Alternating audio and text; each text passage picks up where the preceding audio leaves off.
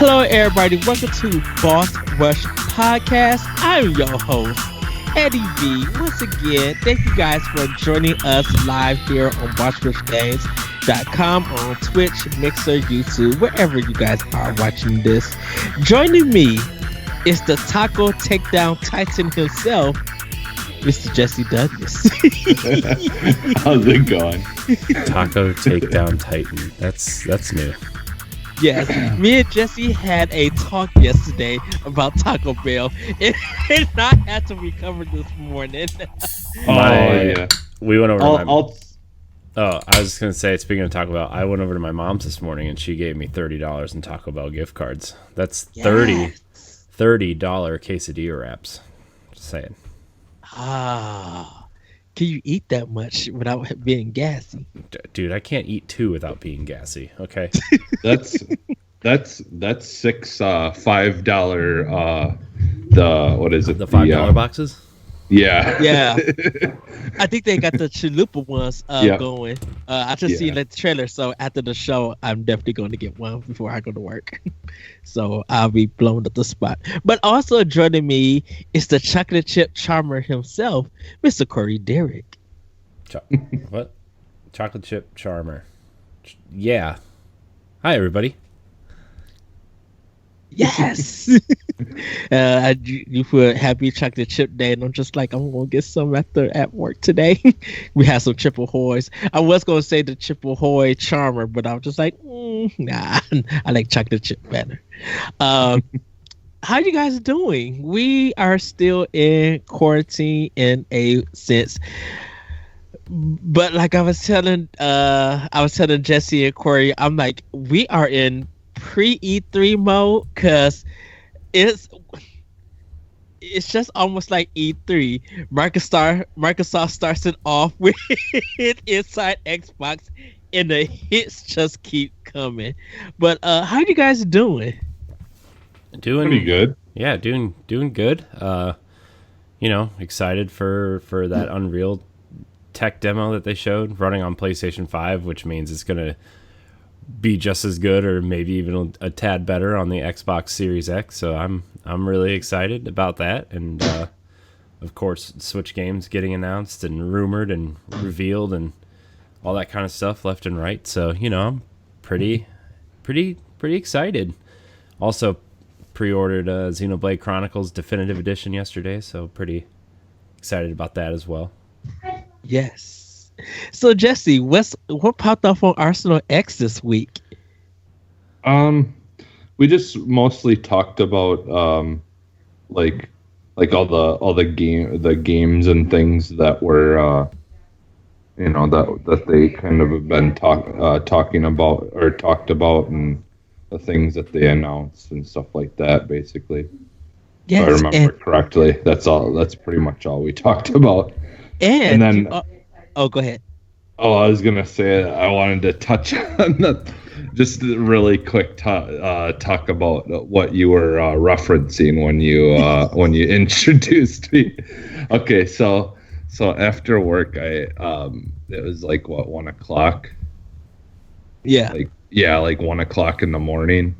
I just stopped and I grabbed something from T-Bell, and this dude is in a big truck. Okay, and my the Taco Bell by our house has like the worst drive-through. It's like super hard, even just for a little like SUV to maneuver going, turning around. It's just really, really tight turns, and there's not much room.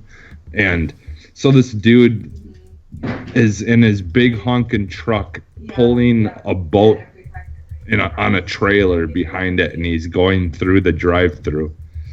And I had to sit there for 15 minutes waiting for him to try to keep on backing up and readjusting, backing up, readjusting, trying to get this stupid boat through the drive-through. It was just, I was like, oh, are you kidding me? Like, oh man. I don't know, some people. He must have really needed Taco Bell bad. That's all I can say. Yes. And also, you guys showed a little bit more of what's on Game Pass. And yes, Jesse, what's on Game Pass this week? Everything. You and Corey and guessing and me being the special guest play Streets of Rage 4, so you guys can check out that discussion. These guys, they had so much fun. It was just good to nerd out with them about the Streets of Rage franchise. Corey, something jumped off on Nintendo Power Block this week. What happened? What I heard. I want to know what's happening to the beginning of this episode. It's like really. Well, we talked about the Paper Mario reveal that happened on Thursday. We're getting 2 big first-party games. They were revealed. Well, Paper Mario was revealed, and Ghost of Tsushima was deep dived on Thursday, and now they're coming out on the same day, also in July. So we talked about Paper Mario and Metroid and Pikmin, because of the Pikmin 3 Deluxe rumors are, floating around out there, and then also, of course, after the long end cap to that trailer, there is a tiny 10-second teaser where Mario was running around in a Samus helmet. So everybody's speculating that, Metroid's coming very soon. And, we did talk about that, though, and how, Metroid seems to pop up in these Mario RPGs quite a bit, like Metroid references and Samus and stuff, because the producer of Paper Mario is also the producer of Metroid Prime. So,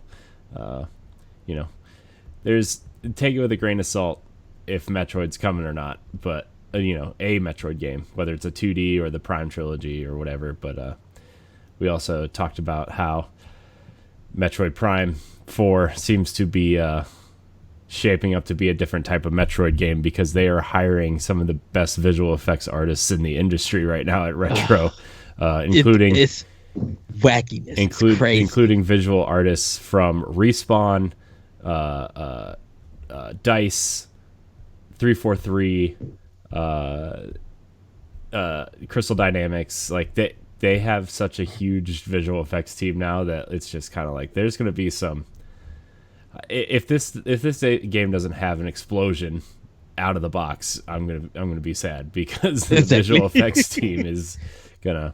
We actually talked about how if they reintroduce Mother Brain into the Metroid series through Metroid Prime, how it might be influenced by the Prometheans from Halo 4 and 5, which were in turn influenced by Metroid Prime.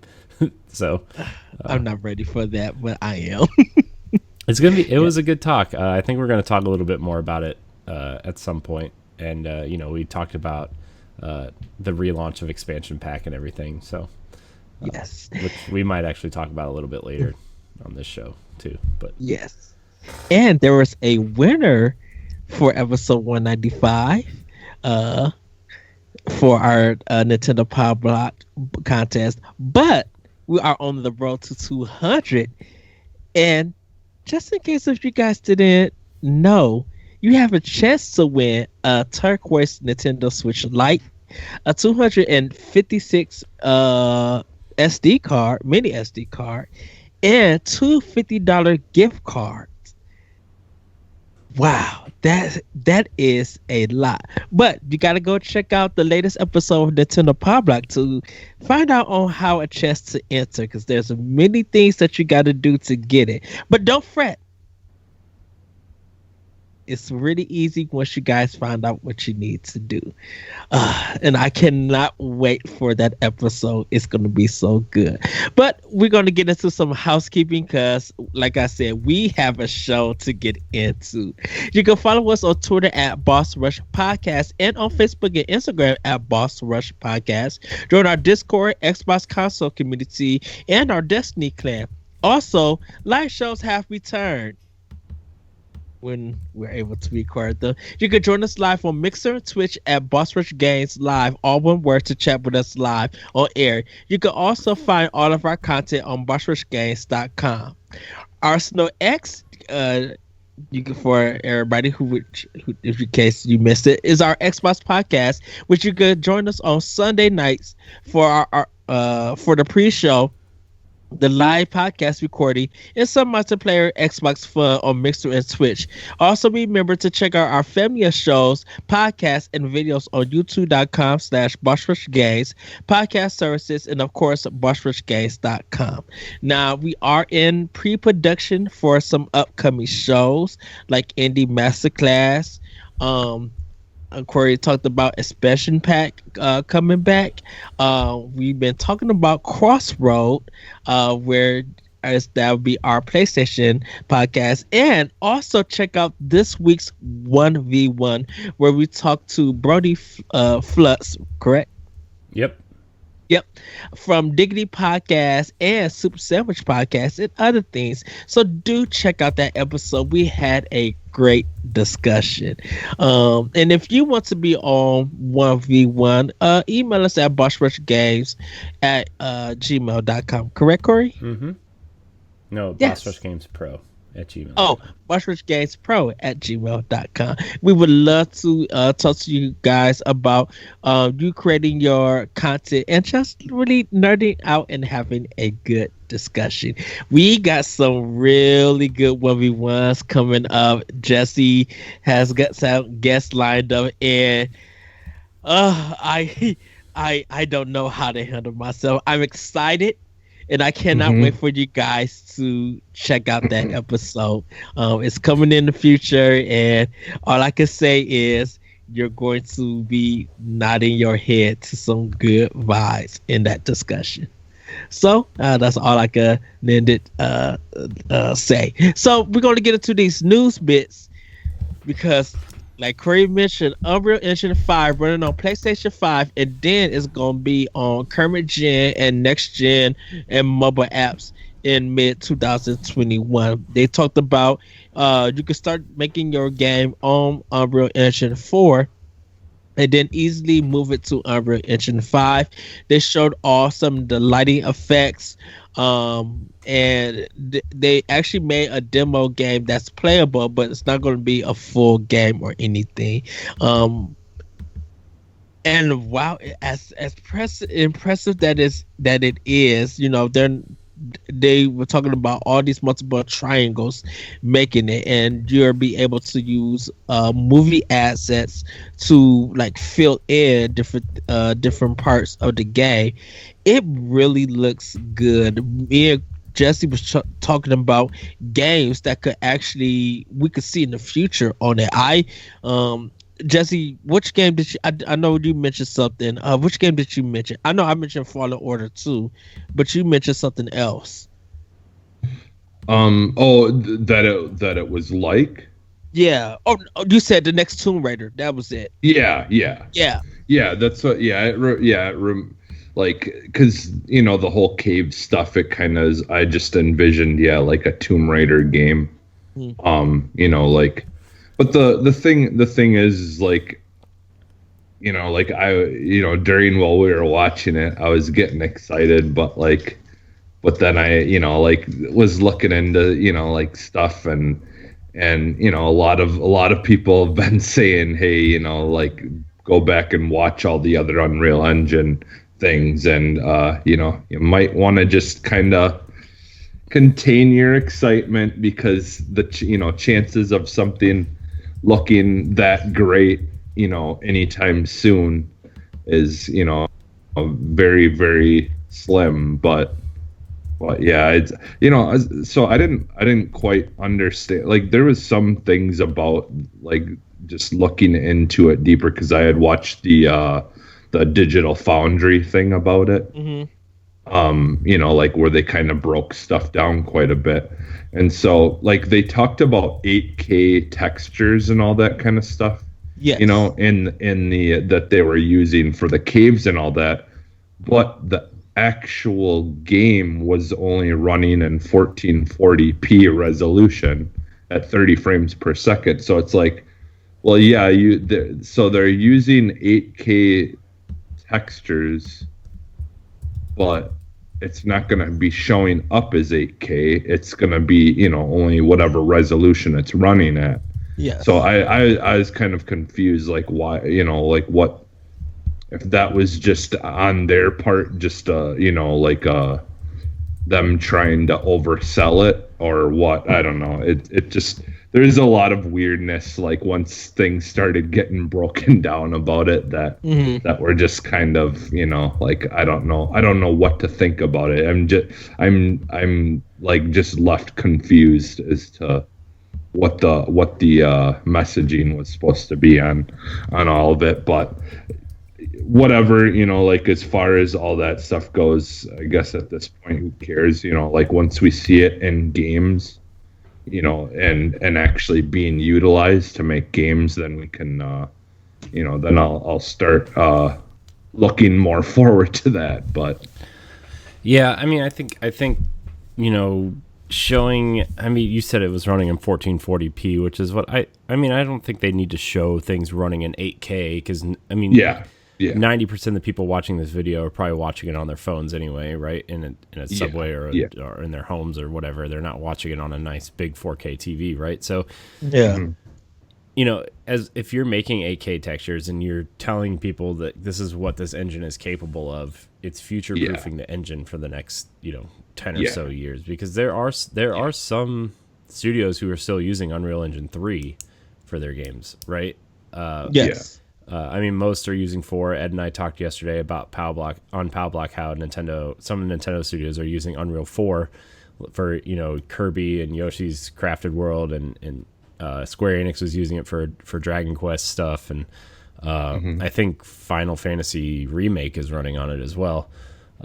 So, I mean, Unreal's a pretty versatile engine. Obviously, we talked about a little bit the benefits of Xbox because all their studios except for 343 and the racing studios, Turn 10 and Playground, are using Unreal. So, Coalition, obviously, Gears was built by Epic originally, so they're super familiar with it. Phil Spencer said Ninja Theory was using Unreal for the next Hellblade project, which, pretty good guess that game is probably going to move to Unreal 5 and be a 2021 game, I'm sure. And I like how when me and Jesse was talking about that, because Jesse mentioned that Unreal Hellblade 2 is going to be on Unreal 5.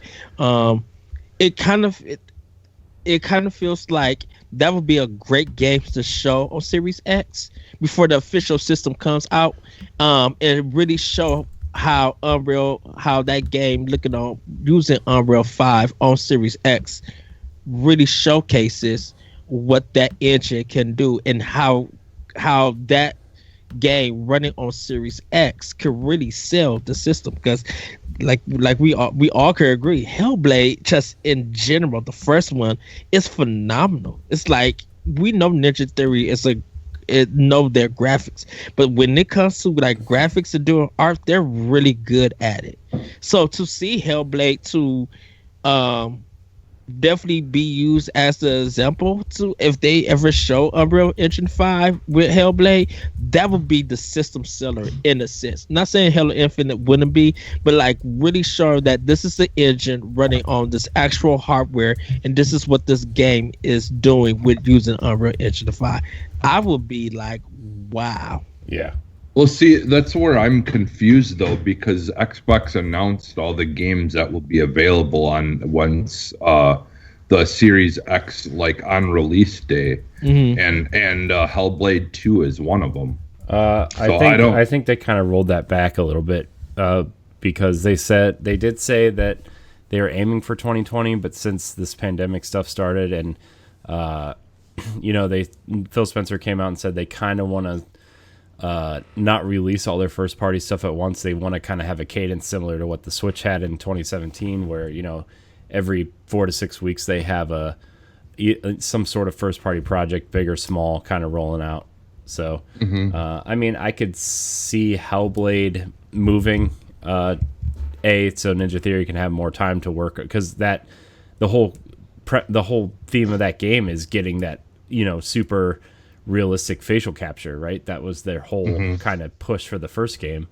And if you can't get Molina in the studio to do that, like, why, why, what, what I mean? Like, so I think Hellblade's probably going to be more of a 2021 game. Plus, if they want to utilize what, the Unreal Engine can do, and, try to get that tech under control and see what they can do, because Ed and I were talking about what they could possibly do for Gears with Unreal 5, Gear 6, which I'm sure will be running on that tech.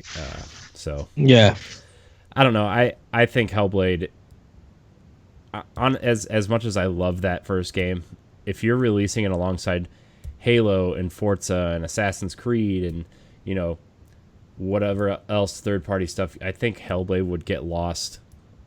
And so I think pushing it out and try to utilize this technology to make a statement with, I feel like Hellblade is a statement game for a new technology, because that game was all about technology in the first place. But I don't know. I'm still excited to see. I want to play the game that was in that in the video. I want to play that game. I think it would be nice if they dropped it when Series X and PlayStation 5 comes. If they just be like, here's a demo to get a real idea. We're not selling it or we're not continuing, but just like really get your hands on through it. Yeah. Yeah. I mean, I still think, I know Epic said that they are going to try to get back into like quote unquote real game development. Because they have all that Fortnite money now, and the Epic Store is doing well enough. So I think Epic is going to start making different games again, and Fortnite will just be the thing that funds it. So yeah, I don't know. I'm excited. I'm excited for whatever they have. Yeah. Well, yeah, that's the thing is, for them to have, now a brand new engine and to not like actually utilize it and make like a really good game that, that actually shows off a couple of the things that it can do would be kind of a shame. Yeah. So we'll see, but I'm excited either way. I think Unreal looks great, and I hope teams that one thing we didn't really mention was I mean, Ed and I talked about it a little bit yesterday, but the technology that they're pushing with particle effects and being able to render stuff without having hundreds of people work on it, this could really help indie teams make bigger games. They could really help them expand their ideas to make bigger projects instead of just smaller, shorter projects. I think the way that things are rendered and the things that they were showing and talking about, and the way that particle effects can be used as part of an animation instead of just generic physics-based things is a really interesting way to create. They showed the bats flying around in the cave. Those were all particle effects. Those weren't designed things on a scripted path, right? Those were just particle effects designed to fly like bats, which was super interesting. So I'm more interested to see what they do on like indie teams do with this technology, because most first party stuff, like most, especially like PlayStation, right? PlayStation had a lot of their studios have their own in-house engines because they need the engines to do specific things for what they're working on. We talked about the Decima engine, which runs Horizon. We talked about the what's it called? The Motion engine, I think, is what God of War runs on. We talked a little bit about that. Naughty Dog has a very specific engine for The Last of Us and Uncharted. So, very few Sony first-party games run on a third-party engine. I think Days Gone is really the only notable one that runs on something other than a proprietary engine. So, I mean, Microsoft, I think, out of the first parties is going to be the most receptive of this, because a lot of their studios do use it, especially for something like Fable or Hellblade, like we talked about, and Gears specifically. So, It definitely will be interesting. Like as if this next generation wasn't interesting enough. Now we've got a new engine to look forward to as well. Like it's definitely shaping up to be a very, very interesting beginning of a new generation. So yeah, and something we didn't talk about yesterday, Ed. It is scalable and confirmed to be Switch inclusive, so we'll be seeing Unreal 5 engine games running on Switch too. Not that it'll look as great as the demo did yesterday, but it is capable of being ported down to Switch. So they came out and talked about it because a lot of people were talking about, oh, it's running on PlayStation 5. How's it going to run on Xbox Series X or whatever? And there was an interview with Sweeney about how it's going to run on Xbox Series X. It's going to run very similar to the way it ran on PlayStation 5 because they're using similar hard drives, right? And the SSDs, and he was talking about like those games are going to look fantastic, but it's also very scalable. And he was talking about how easily it can be scaled down to like mobile games and Switch, and he talked about Switch specifically also. So that was nice to hear. Yeah. Well, and that's the thing. They were showing it off for Sony, and so they had to, like focus on just Sony and make it seem like like inflated a little bit. Yeah. Well, we're gonna. Go ahead, Jesse. Nothing. Never mind. I'm good. Well, we're gonna move on because this state of play that happened Thursday was just done right with Ghost of Tsushima. They showed off what you'll actually be doing in the game, how you could use wind and let that direct you to secret places or progress to the story. It's very open world. They have different kind of filters and modes that you'll be able to do. You can attack different camps in different ways, customize your costumes and everything. And I think what was most impressive was that people came away with it sold. That they want to get this game, or because people actually started pre-purchasing the game, like downloading and stuff. But a lot of people, like for me personally, I'm just like, this is how a state of play should be done.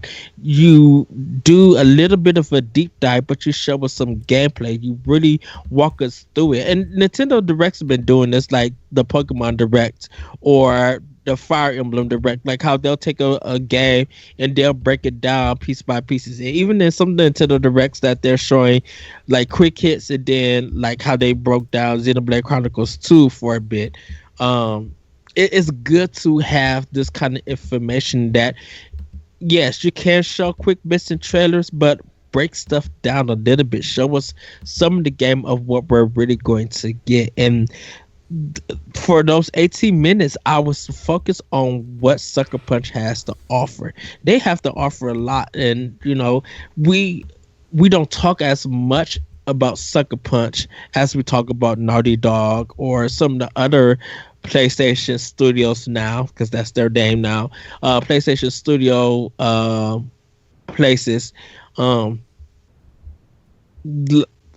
In a conversation when it comes to their games, like well-known games and franchises. So, what did you guys think? I know, Jesse, you don't have PlayStation, but like overall, did you think this state of play did what it was supposed to do, like getting the message out about this game? I think they did a good job of showing aspects of the game and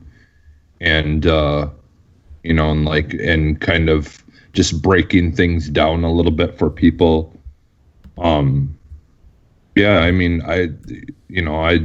thought they did a good job with it. It unfortunately, like there's parts of the game there's things that the game doesn't have that I personally wish that it had, but I mean, like as far as my opinions and my likes aside, like it looks like an awesome game. I mean, there is a lot of things about it that I found really cool and interesting.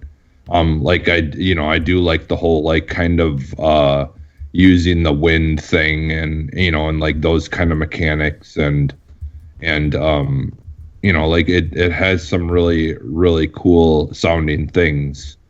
I personally, I just kind of wish that they had like big monster things and all that you could fight. That's why I loved Sekiro so much. Even though I'm just haven't really got into many of From Software's games, like that one appealed to me because I do like the samurai stuff and I do like a lot of that, but I tend to like the more over the top stuff. Like I like like more of the like I did like the Ninja Gaiden games and stuff like that where it's a little bit more fast paced and like the ninja type games. And like I said, I loved Sekiro. Like cuz like when I was watching the game, like I was just picturing like like because it really does have a Zelda kind of vibe to it. Like with the whole like kind of exploration and stuff like that. But it's like but like it just is missing, like in my opinion, like the big thing creatures or like just things throughout the world that were like kind of had character and stuff like that and from the look of it, it looked like they was trying to do a samurai movie back from the 50s and 60s in Japan. So you didn't really have big monsters and all of that. But I understand where you come from. Like I think as far as doing it like that style of samurai game, like they basically hit the nail on the head. Like it is, if that's what you're looking for, like this is probably the best game to do that, by far. Like I said, in no way am I like discrediting this game or like it's not exactly 100% for me, but I still might, like once I get a PS5, like once we see a little bit more of it, and I told you this like when we talked before, that I mean it's very possible that I will like get this and play it and try it. I'm guessing it's going to be backwards compatible, so with the PS5. So I could definitely see me giving it a try. Because like I said, I do like this stuff. It's not like obviously I'm not going to get everything that I'd want in it, but I also think that what they're doing is really, really unique and with the mixture of kind of everything that they've, like all the like I said, the wind and the like having the battles and stuff. Like I mean that's really where I think the game's gonna shine is the combat stuff. Yeah, so, dude, in that photo mode, just get prepared for Instagram, Facebook, your socials, whatever. We're not really much Facebook and Twitter and stuff, because like there's going to be a lot of photos from this game. But Corey, what are your thoughts? I mean, we again just kind of rehashing what I said yesterday. I think this is the way you do a state of play. I think we're going to look back and remember, like, once, everybody kind of transfers to this digital format, which it seems a lot of people are doing, I think you're going to look back at this and, I mean, depending on what the next one's like, we don't really know yet for sure, right? But if Sony keeps on this path, we're going to look at Ghost of Tsushima's state of play and saying this is where Sony turned a corner with their digital events and said, we know what we're doing now. It's kind of... like what we talked about with Nintendo Directs, where if Sony like really keeps this up, they could have a broader state of play where they kind of make some announcements, show off games that are already announced like that, based off traditional Nintendo Directs. But then you have, how Nintendo has the game specific Directs, like okay, here's the Super Smash Brothers Direct, here's the Animal Crossing Direct, here's the Pokemon Direct. Like, you're gonna get those types of state of plays where, like, okay, this is the Ghost of Tsushima Direct, this is the Last of Us Part 2 Direct, this is the Uncharted 5 Direct, or whatever, whatever comes next for them. Yeah. So I think it was awesome. We don't talk a lot about PlayStation on this show, mostly because we are Xbox and Nintendo people, but like, you have to give Sony credit when they deserve it. I know that sounds bad, but I think the state of play, I did watch it after our show last night, Ed, and it was really I fell asleep to it, but what I did watch, I could see why people were really excited about this one and were saying, okay, yes, Sony knows what they're doing. This is what they should be doing moving forward, and it was really impressive. Yeah, there was just something about this coming away positive. You could try and be mad all you want to, but just watching it, I was just like, this is something that you just really can't be mad about. Like, you got to be excited, even if it's not for you. You got to say to yourself, that was well done. Well, for me, why would anyone be mad about that? Like, I think, I mean, for me, I don't get why people would be mad. I went from having like little to no interest in this game to it being like, okay, I'll probably get it when it comes out, because I think it's. I mean, not that I wasn't gonna play it because it's Sucker Punch and I like their stuff, right? But it just never really interested me. I think it's because I didn't know much about it, and I was just like, okay, well, I'll wait till people have reviews on it, I guess. Right. I when they showed the first trailer, me and Jesse was discussing this. I know everybody. I say that me and Jesse or me and Corey or all three of us talking. We're a crew. That's how we communicate. I told Jesse, I was just like, when they showed the first trailer of this, I already wanted this. I'm like, what is this game? Why is it up my alley? Because I love Japanese, I love samurai, I love all of that. I'm like, I need this. And then when I found out it was Sucker Punch's next game, I was like, oh yeah, this is going to be something, and I just need more. I was let down from the last trailer they showed because it was just like, I don't understand what's going on, but I know what they're trying to go for. And then watching this one to be like, okay, yes, now I get it. Now I know. And we still don't have a full understanding of what the story is just yet. But I think I love that mystery. I was telling somebody on Twitter after I watched everything, I was just like, no disrespect to The Last of Us, but I didn't watch their last trailer because I want to go full fresh in.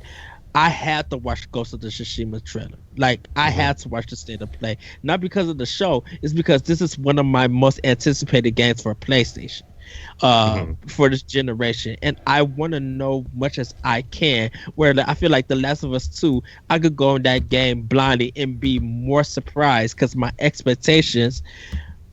I set no expectations for The Last of Us 2. That might sound crazy, but I'm like, I want to go in and just be like, wow, the delays paid off. This is very creative. This is literally why this game should be in the nomination for Game of the Year. Like, I want to go in and not deep dive, but really dig into and be like, this is why this game was created and what the vision that they did.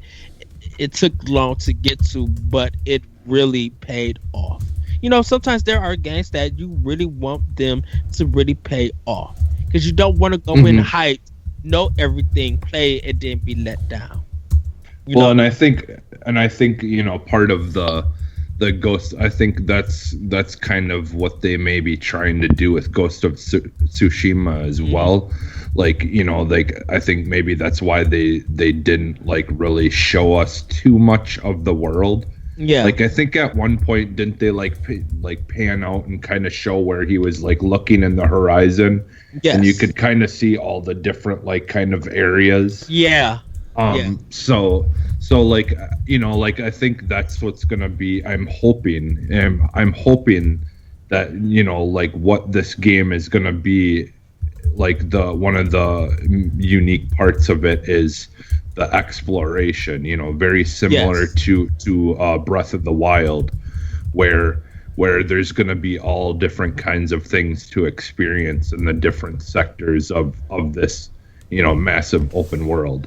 Yeah. Like I'm that's what I'm really hoping, because like if it's anything like Breath of the Wild, where there's like lots to explore and just kind of find, throughout these worlds, then I definitely will be giving it a try. Yeah. Because I want that. I want more of that. And to, like Breath of the Wild 2, whenever that's coming out, will give me more of that. But in the meantime, I wouldn't mind this giving me that kind of stuff until we get that game. So. And Jesse, we remember when we talked about Modern Warfare, and then we're gonna move on to the next story because I'm so excited for the next story. When we talked about Modern Warfare, when they were showing it off and they was talking about the story, it was a game that I didn't expect the story to be that. It to be like, okay, now I need Modern Warfare 2, because the story and the production of that game is so spot on. Like me and you, we just bounced back talking about it, and it was just like, how is a game that these people from Infinity Ward, they come back together and they make this reboot in a sense, and they make this this story. It was the gameplay, yes, the gameplay is the gameplay, but the story sells that game so well. Oh, the new Modern Warfare, yeah. You mean? Yeah, the reboot. That was like, seriously, if you have not played the story for the reboot of Modern Warfare, it is so worth the game. It's well so worth deserved. Well deserved. But that leads it to, and I got to give myself a break. Nintendo announces, and I'm so excited. They announced Mario Party, not Mario Party. Goodness. Wow. Paper Mario, the Origami King, coming out July 17th, and it starts out creepy where this origami version of Princess Peach is just like, will you follow my command? It doesn't matter if you say right, yes or no. Goodbye. And it just gets crazy, yet cuckoo crazy from there. And I yelled. I was gleefully so happy. Like, this kind of was my game of the week in a sense, because I know there's 2 other games on that we're gonna touch down also in news, but I seen this, I cracked up, I came around so happy. I like the new battle system that they're doing.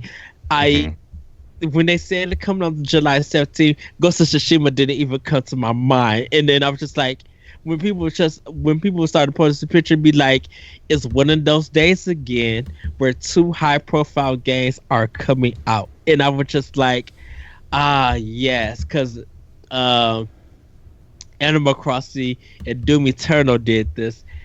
Of course, I'm gonna have to buy Ghost of Tsushima and Paper Mario on the same day. Like, that's a given. Thoughts about the trailer, Corey? It was good. I think it's a return to form for Paper Mario. I mean, I've really only played the original Paper Mario, so I mean, I'm more of a Mario and Luigi kind of guy when it comes to the Mario RPG stuff, right? I think I think the writing is really good in the Mario and Luigi games, but I think that this does some really interesting things, because when you, like, the original pitch for Paper Mario was like, okay, these are 2D objects moving around in a 3D world, but everything is, 2D, kind of like paper or, paper craft type things. And like, you just kind of looked at the world like, okay, this is just a 2D game, especially like the last few, right? And, Super Paper Mario for Wii did the 2D and 3D thing kind of differently, but it still had that 2D-esque aesthetic to it. And now, like, when you think of paper, you just think of a flat piece of paper and all the characters are paper and everything. You don't think about origami and folding paper and, making environments out of folding paper and cardboard and stuff, right? Like, that's like the Yoshi stuff recently, right? Like the Woolly Worlds and the Crafted Worlds and the Kirby love stuff. That game. and now you're seeing these 3D modeled characters out of folding paper. What an ingenious idea that they just like. It's something that like, why didn't somebody else think of that first? And like, yeah, people are probably gonna point at Tearaway on Vita or whatever, but like, nobody played that game. Let's be honest. Nobody played Tearaway.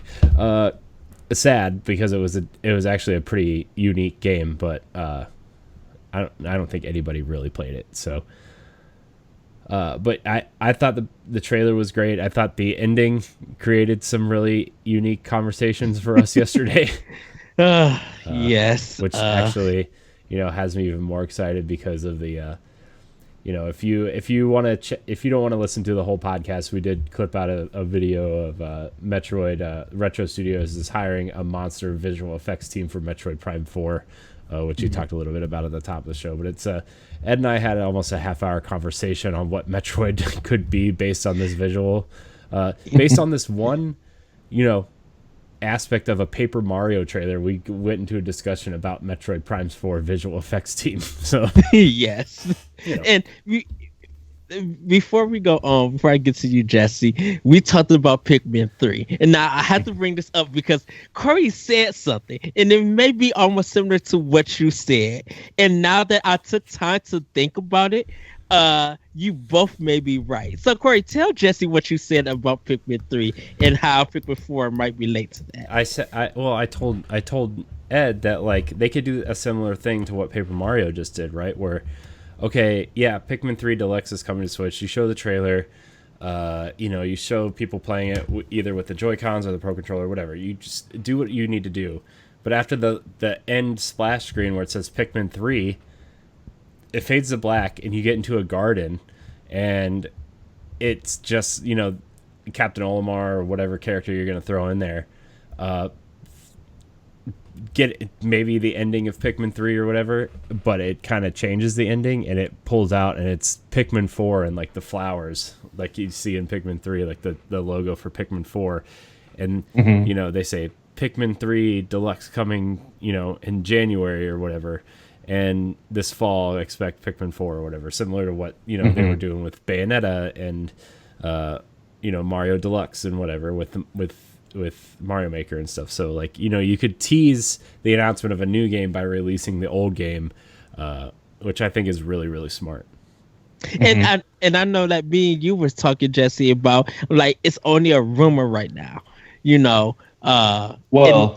And you believe that you think it's only a rumor right now, but there's a lot of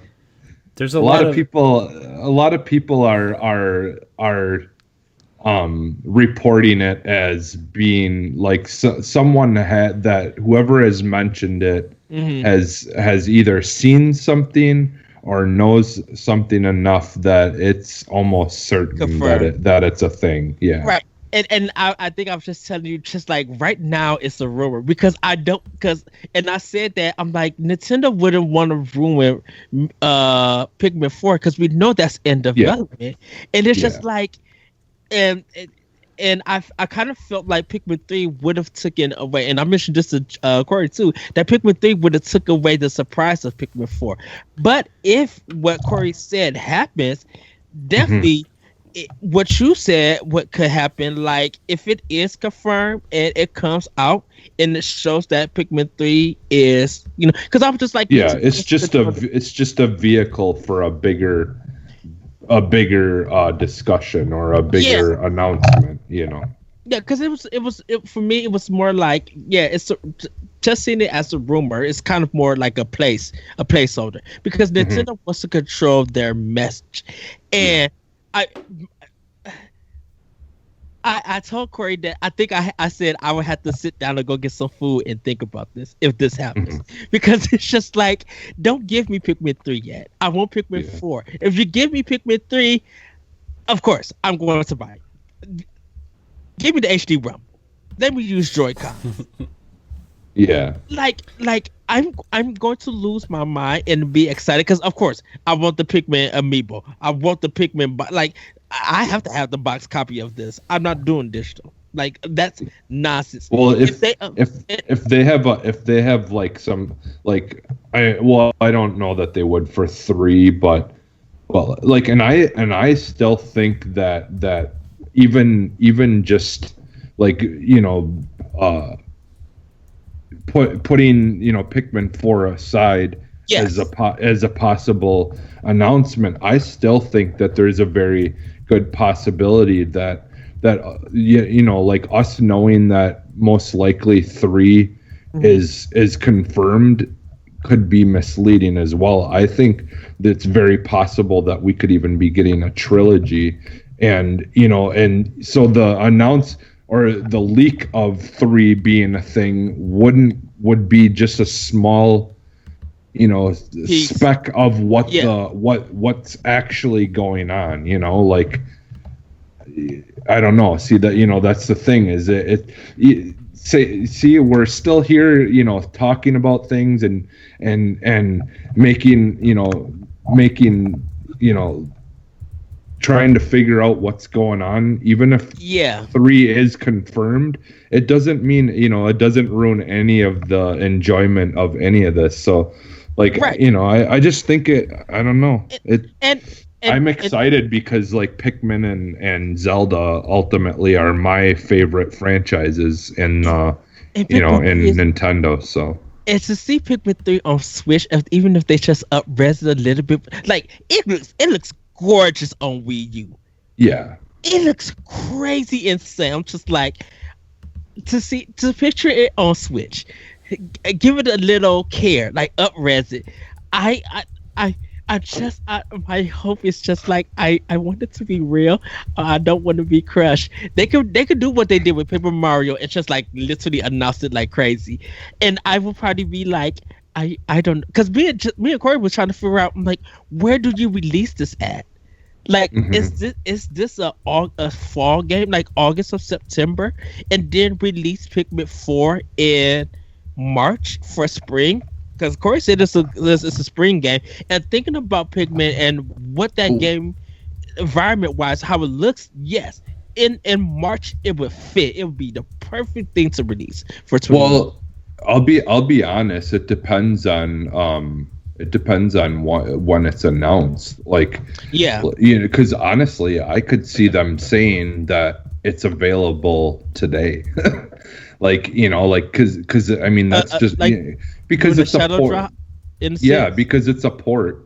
Well, like they could make it could be part of the bigger event, like we talked about, where it is mostly about like announcing Pikmin 4 and and some other things. But I could like see them like literally just to really like nail, get a lot of hype and get like mind share on the internet.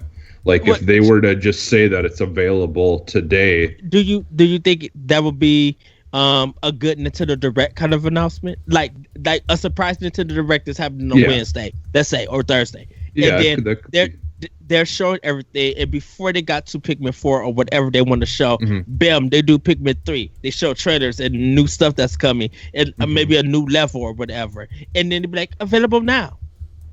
Because there's still a lot of places that are doing the stay at home stuff.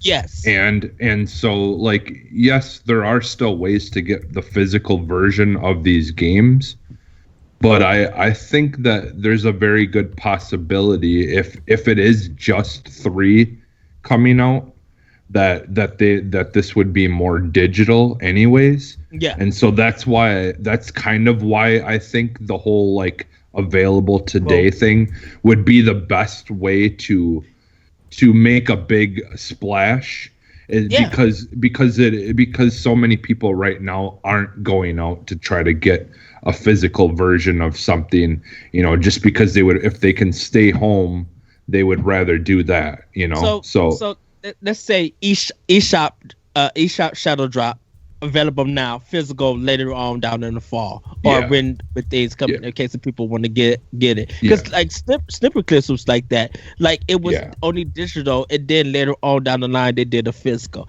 Yeah, I could see that happen. Oh goodness, Jesse, why you do this to me? I'm excited now. And so, and yes, if Pikmin 3 is true to be confirmed, Nintendo, do what you do best. Like, give it to me. You already given me Paper Mario. What else can you serve me with? Like, we talked about the Mario 3D games coming.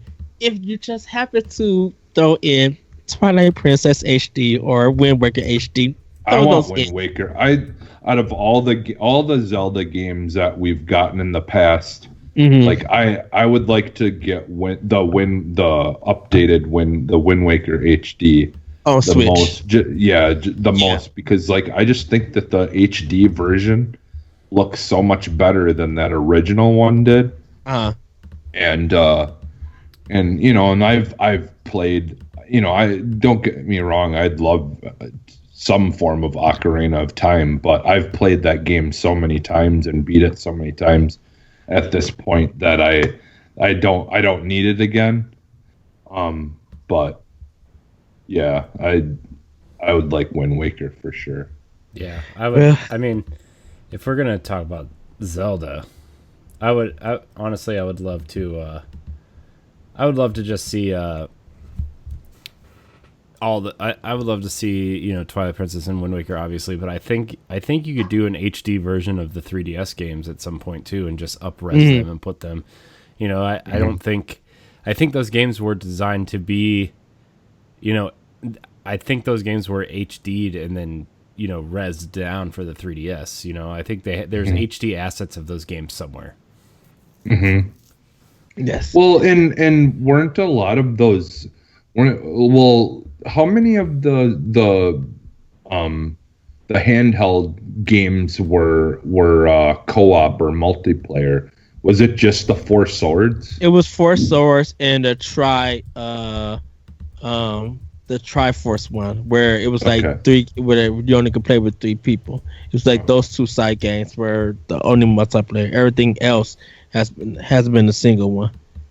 Well, because like, you know, like in my opinion, those kind of games, something like that would be really, really good for the Switch. You know, even if it was just couch co-op. I mean, just because, you know, like their online stuff it needs some work, but like even if they were to do like something like that and have it like where you could be in the same room and, you know, like kind of play together kind of thing on your own Switch. Which there is a story that I didn't put in, but you can check it out on Nintendo Life that they talked about. They was talking to the investors and we got a lot of work to do with Nintendo Online because we want to bring more features and stuff like there. It's just going to take a while to do it. So if anybody want to check that, it's on Nintendo Life.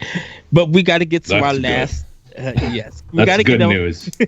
We got to get into our last story because 2 members are hyped for one game, and I'm kind of hyped for the other game. Yes, everybody. Tony Hawk 1 and 2 Remaster is coming to PS4, Xbox One, PC September 7th, and the Mafia trilogy is also coming out for it. So you'll get a remake of Mafia 1 done in the Mafia 3 style. I think it's going to be the same thing with 2, and you'll get Mafia 3. I believe all the DLC will be on there at that. That's my assumption. But unfortunately, those games aren't coming to Switch at this time. I mean, to me, I think the biggest thing is Tony Hawk not coming to Switch. I just feel like, you know, like I know there's gonna have some like open run stuff, but the 2-minute runtime is like a perfect handheld thing. You know, like okay, I've got like 10 minutes to spare. What can I pop in and do a couple rounds? Oh, Tony Hawk, great, awesome. I still think it's coming. Maybe obviously not at launch, but I still think Tony Hawk Remaster is coming. But again, I'll probably get it on Xbox, and then a week later they'll announce it for Switch, just like everything else. But I'm excited to play Mafia also. Like I've played a little bit of 3. I've never played 1 and 2. I do want to play those games. I would like to play them in order just to see if there's like a through storyline, obviously, and I think this is going to be a great way to do that. And those screenshots of Mafia 1 remastered are phenomenal.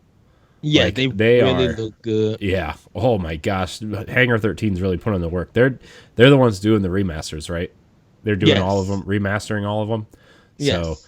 So, I think that those games are going to be great. I can't wait to play those because it's always a series that I've been interested in, but I've just never gotten into because I've always been playing something else or busy or but the way that 3 was the reception to 3 was really great, and to see where that series started in a new type of way. I think we're getting to that point where people want the things they remembered, but they want to experience them in a new way, right? We've experienced that with Resident Evil 2 and 3 now, and Final Fantasy 7 and Link's Awakening. Like, we've had all these great remakes and remasters, and Ed, what's the one that you like on PlayStation? Yakuza? Shadow of the Colossus. Shadow of the Colossus, yeah. Getting a really awesome remake for PlayStation 4, and like people love their old games, but it's so difficult to go back to some of those old games sometimes that like you just like Ed, we were talking about that with why Metroid Prime Trilogy isn't out yet yesterday, right? Where Nintendo, like, obviously I think that game should have come out by now, and I think Nintendo wanted to release it by now, but I think Nintendo is taking notes on some of these other remakes and remasters, and they're saying, oh, well, if this doesn't feel right and this isn't perfect, Metroid doesn't sell well enough to sell on name alone. It's got to be great. Like, if we remaster these have to be great. These have to be perfect. They have to feel modern.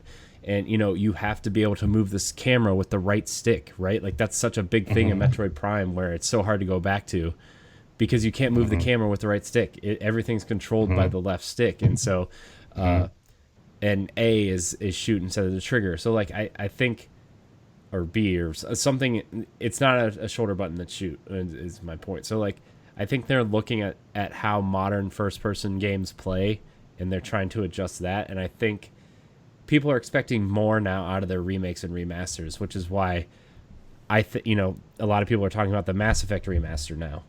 And I think people are going to look at that and say, so many people love Mass Effect 2 and 3's gameplay, but love the story of 1.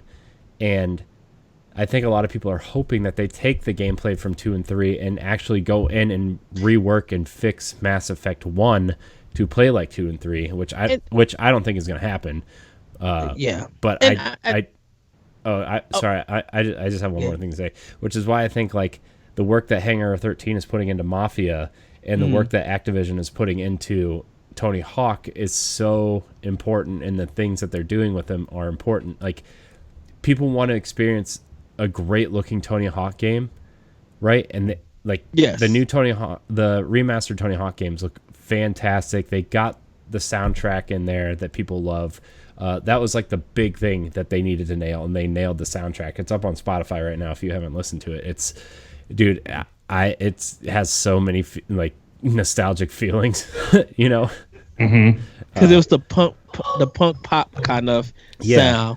Yeah, and ska, I should say. And they nailed it, and I think it's what they did with that is really awesome, and to see Mafia kind of get that, and people realizing that, okay, if we remake this, we need to do it right. And I think Resident Evil did it right from all accounts, and from all accounts, Final Fantasy 7 did it right so far. I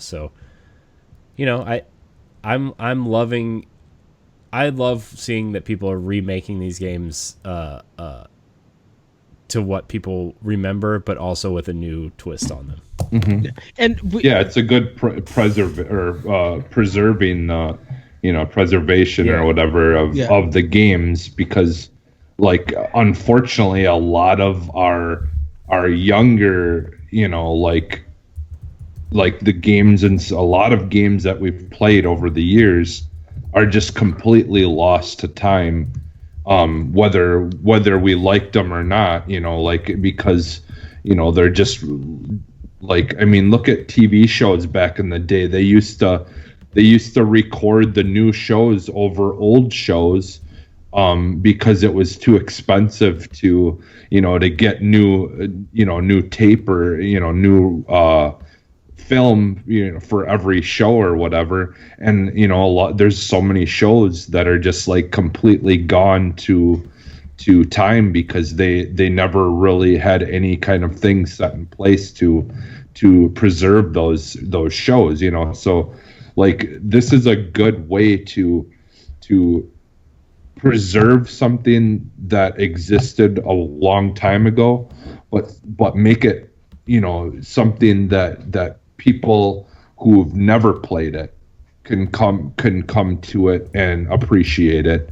And because a lot of times you try to go back and play those original old games, and they're you sometimes like GoldenEye for N64, you're just like, how did I ever enjoy this game? Yeah. Like with how buggy and like how much it like this or how much it that, but like doing this gets rid of all those things that stick out like a sore thumb as to why it doesn't hold up today, and but still captures all the things that you loved about that game. So it's like I'm like how I feel about Resident Evil 4, but I'm actually excited for a remake of that, because I'm hoping that it will fix the issues that I have with the original, and make it feel more like the newer stuff, but still getting that story, because I didn't mind the story. It's just I didn't care for the controls of that game. Which at that time, like I said, it was something new for Capcom to get for them to do. And it was kind of something new for gaming in general. And I think once Gears kind of took that idea and worked on its controls and its gameplay and kind of fleshed it out and reused some things, it became a standard. So seeing taking something that was like made in Japan and make it more American, where it could now be universal worldwide, you kind of understand why, if they do a Resident Evil 4 remake, I have thoughts about that, which is, it's not negative or anything. It would be something to see how they go about that approach. But I will say, I'm excited for these games to come. Tony Hawk is not my jam because I didn't play Tony Hawk 1 and 2. It just didn't do anything for me, but I'm excited. You boss you. But I'm excited that it did get announced. People were happy for it. And I've been happy for its announcement. I think Paper Mario overshadowed it for me. I enjoyed that Mafia got announced. And there are more games that's coming, like PGA Golf by 2K is coming to Switch. Like, that was exciting to see that announcement. And so that's why I feel like this is kind of like pre-E3. Is that game announcements are dropping, so it's a good time to be like, yeah, we don't have the event, but as more stuff is coming along and being announced and being showcased. And regardless of what we thought about Inside Xbox, they really started it all for us to be hyped about games in the future and this announcements and things to come. So with that, everybody, we're going to quickly get into what we've been playing, and then we're going to let you guys go. I'm going to keep my games to one game per system. I'm sorry, that's me. For Switch, it's Streets of Rage 4. For PS4, it's Shadow of the Tomb Raider. Really been enjoying that. And for Xbox One, I've been playing more of Final Fantasy 12. Like I said, I picked that up, and I really been enjoying it. To let Jesse know, I did pick up Journey of the Savage Planet, so that is on my Xbox One, and so I can't wait to start that in the future. Corey, what you been getting down to? Well, I've been playing Control, obviously, for our book club, and I was gonna play a little bit last night, but we recorded late PAL block and didn't get to it. But I'm probably 3 hours in now, and just exploring the oldest house and stuff is cool, and I really enjoy the gameplay. The one thing that's extremely frustrating to me is the difficulty spikes, and just how like you can be in one room where one enemy you can take down super easily and doesn't do any damage to you, and then the next enemy is like zipping around a room and like hits you once and you're basically dead, and it just, some of the difficulty spikes has really been frustrating, and I posted it on Twitter, and a friend of the show, Josh Finney, asked me if it was my first Remedy game. I said no, I played Quantum Break most of the way through, and I played Max Payne, and I didn't there were parts that were difficult, but nothing that really felt like this. And I don't know, man, maybe I'm just not being patient enough or whatnot, but like I feel like this game has some difficulty spikes that are unfriendly, I would say, and almost unfair to a point, but other than that, like, I'm really enjoying throwing stuff at people and pushing them away, and I think the shooting actually feels pretty decent. It feels better than the first time I played it, which is odd. I know there was a patch a couple weeks ago or a couple months ago that fixed a lot of some of the issues people were having with stability and stuff, and maybe they threw some better shooting in there with the DLC stuff. But I like Control. I don't know if it would be a Game of the Year contender for me if I played it last year. But that's just based on the first few hours. Maybe it gets amazing, which, don't get me wrong, I think the aesthetic of the game where, you're in this plain building that looks really generic and whatever, but then you enter these rooms with like these giant pyramids and these blocks and these, this ominous red light, and then the part where, like, probably like an hour into the game, you get to this part where there's like a light switch, and you turn the light switch off, and then you turn around and turn it back on, and you're just in this hotel randomly. And that's like really cool how they change locations on you like that. And so I do like the idea of this game. I'm going to obviously finish it for book club, but just some things that were really kind of frustrating, and just I don't know. It just felt really, some of the difficulty spikes are kind of frustrating. So, but other than that, I've been playing through Assassin's Creed Odyssey still. Just this game might take me the rest of the year to 100%, but I'm gonna do it. I'm gonna get all the achievements. I'm gonna do everything. That's my goal. So just like an hour a day, I just go in and complete an island, complete some quests, and move along. So that's the plan right now, at least. So really, really loving that game. And then what else did I play? Gears Tactics I've been playing through. Yes. Loving Gears Tactics. I love Gears Tactics. Game of the year so far for me, I would say. Out of everything I've played. Yeah. So, Gears Tactics is really awesome. I'm loving the customization. I'm loving the characters. I just love how much it feels like Gears, and it's really challenging too. But it's cool because like they want you to be tactical, but they also encourage you to be aggressive in smart ways. And so I love Gears Tactics. I don't want to ruin anything because I know it's coming to Xbox soon, and I want you guys to play it and tell me how you guys feel. But it's for sure my game of the year so far, for sure, without a doubt. And it's crazy because the games I've purchased this year, I've been super disappointed in, and this is just available on Game Pass, ready to go. So. Yes, everybody, that includes Animal Crossing. I'm very disappointed in Animal Crossing. I put 10 hours, 12 hours into Animal Crossing. It's not for me. I just have to say it's not for me. So I do love Gears Tactics though. It's by far game of the year. I'm still trying to figure out what is my game of the year. I still haven't got one yet. Yeah. I mean, we have a lot still, right? We have Valhalla coming out, which I'm sure will be a contender for me. We have Halo Infinite, which I'm sure will be a contender.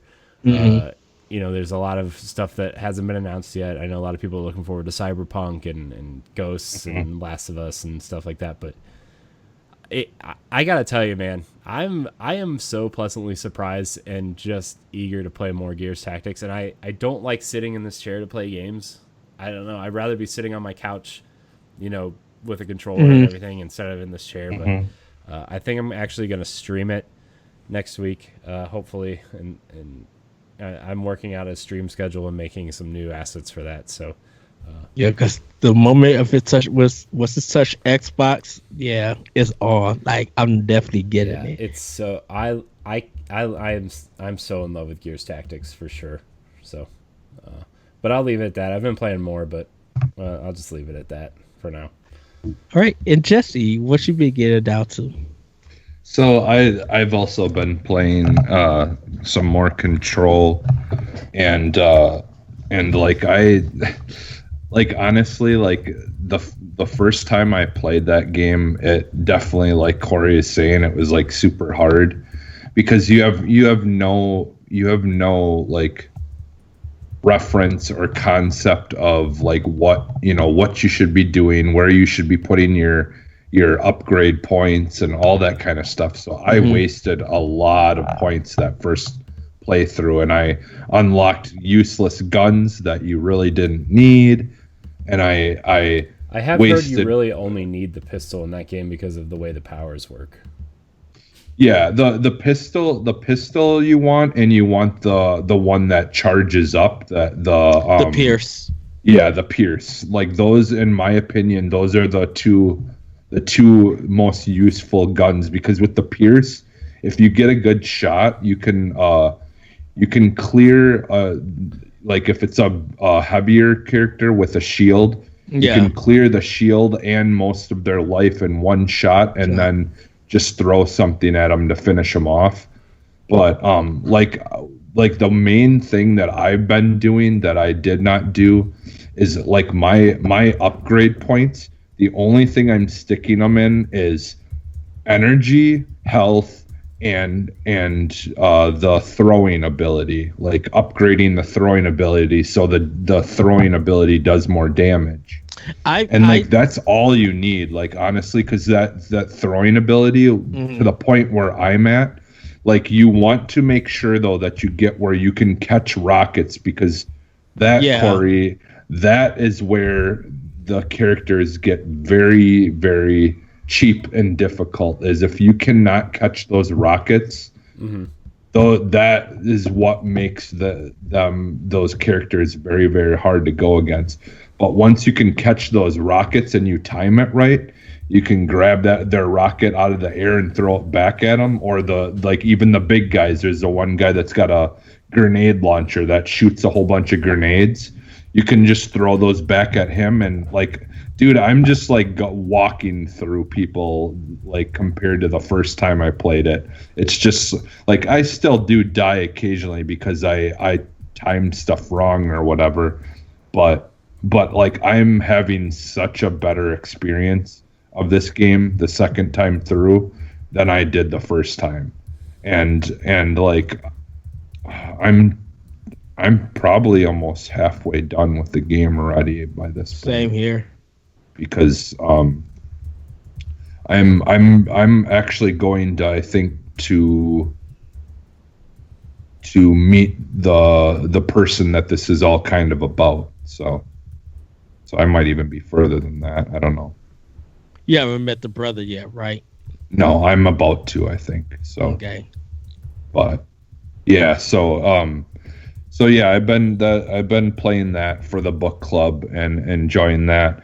And then on Switch, I picked up a little while ago. I picked up Rad on Switch, and so I've been playing that actually quite a bit lately. Is that good? Is that worth to pick up? Yeah, I mean, there's some issues, with it running, because I only played it in handheld. I haven't seen what it looks like playing it on the TV, but in handheld, there's there's these like plant things that you destroy, and then it like, or this like green like weird formation type thing that you destroy, and then it like kind of spreads, like plants and flowers and stuff then grow all over the ground nearby where you where you hit it or whatever.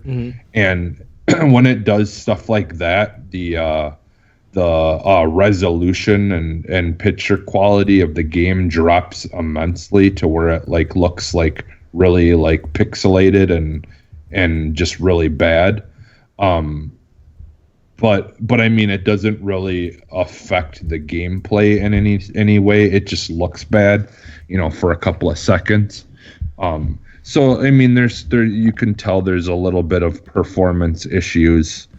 But otherwise, like as far as playing the game, like I don't notice any like drop in frames or anything like that when you're playing. Everything moves pretty smoothly. I think they just down-res the game quite a bit to make it play on there because like I remember seeing the original like trailer for it when it came out, and it just looked like baby smooth, and everything looked just like really vivid and really good picture quality. But it doesn't look as pretty on the Switch, but it plays like perfectly. So like I think it's definitely a great Switch game though. Like, I'm enjoying it because it's a what's it called, rogue, like game or whatever. And so, you can just go in and try to do your thing. And, it's very similar to what's it called? The game that was like really popular and everyone was playing when it came out. My mind's blanking, but Rogue Legacy? No, my mind's blanking. What's the one that was like super, that like did really well, that was a roguelike game? Oh, Dead Cells. Dead Cells, yes, that's the one. It's like Dead Cells, where you go into these like, you go into these portals that take you to like kind of a randomly generated world. It's usually they're similar in some way, but it's just placing of things may be different. But they still kind of have similar looks. And then, you can, depending on how you combo your things or whatever, and, your mutations and all those kinds of things, that will determine how much easier it is. Like I got this cool one where you, I grew like a tail and kind of had like a lizard somewhat body. And out of my tail, I could shoot eggs that would crack open and be little spider baby versions of me. Like that could shoot or they could attack or whatever. And so like after you go through the main level part, there's these two, usually like a level will consist of these kind of figurehead things that you've got to turn on, and then they twirl up into the air and they shoot these like beams of light towards the next doorway or portal. And so when when you activate both of them, then it shoots beams and it opens up the portal to then move on to the next part of that world. And usually then you go against a boss, like these bigger creatures that take a lot more hit points to kill. And so I was just using my ability with the eggs popping open and just kind of taking out, because there's like two medium-sized guys and then one big guy. And so I was kind of working on those medium-sized guys and then popping the eggs out to let them just kind of keep on, attacking the enemy, because those egg things are just infinite. You can just keep on popping them out. And then just kind of letting them go on suicide missions to just keep on lowering the life of the main character while I work on the other guys.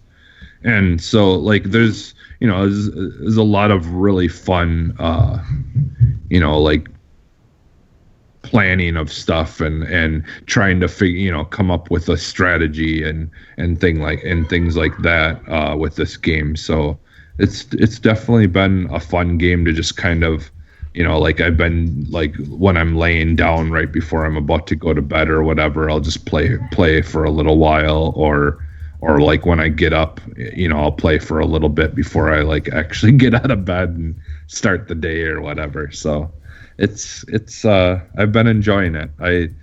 I would like to try it, like maybe get it again. I might double dip on it and get it on Xbox just so I can have one that I can play on the go, and then if I want to play it with the better resolution and stuff, I can play it on my Xbox. But yeah, so that's mostly what I've been playing. Oh, I did fire up Destiny 2, and I played a little bit of that, and I've upgraded because like honestly most of the time I spent in that game was just trying to figure out like what's changed, how do I upgrade things, how do I there's so much stuff to learn and that relearn now again, because like there's that game's just got so much to it that I need to learn how to what kind of things I want to look for. And now there's so many guns in that game. Now I went and I go look at like all the guns that you've picked up and what you haven't. There's so many guns now that I haven't found yet, which is a good thing, because I hope that means that when I get loot drops that I'm actually going to get stuff that I don't already have. But it doesn't always work that way, unfortunately. Well, everybody, that's going to be the show. I want to thank you guys for joining us here for this live recording. Just a quick little plug for me. I am on the weekly cooldown with Kajimas. You guys can check that out on Anchor FM, Spotify, and Kajimite. Mice. Sorry about that. Oh, Kajim Mace. I'm sorry about that. We talked about. Try it one more time, Ed? I gotta go. But you guys can check that out on Spotify. It's on my Twitter page at that retro code. So if you guys want to listen to that episode, you can. It's only 54 minutes. Really good discussion. But Jesse, where can we find you? You can find me almost everywhere as Phantom NXS. And Corey, where can we find you? You can find me at I am Corey HD on Twitter and Instagram, and you can find me at Corey HD on Mixer. Yes. You guys have a great week. Have a great weekend. Hopefully you guys are making it through this quarantine time. And as always, let's play games and be better to one another. With that, everybody, we'll see you next time on Boss Rush Podcast. Bye, everybody. Goodbye. Bye. Bye.